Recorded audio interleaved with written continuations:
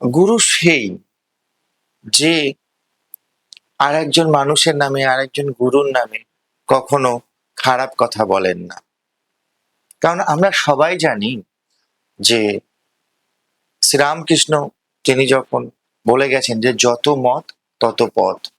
তাই প্রত্যেকের মত আলাদা হতে পারে, কিন্তু আমাদের পথ তো একটাই, সেই মোক্ষ লাভ, সেই তাঁর সান্নিধ্য পাওয়া, যেখান থেকে আমরা ভালো থাকতে পারবো। তার মার্গদর্শনের পথে কি কি ভুল হতে পারে সেগুলোও তিনি বুঝিয়ে দিচ্ছেন কিনা, বা যদি কোনো প্রসেসে আপনাকে যেতে বলে সেই প্রসেসটা আপনার পক্ষে সুইটেবল হচ্ছে কিনা। গুরু সব জানেন, গুরু সব বোঝেন, গুরু জানেন আপনাকে অন্ধকার থেকে কিভাবে আলোতে নিয়ে আসতে হবে। গুরু কখনো বাবা, কখনো সন্তান, কখনো বন্ধু।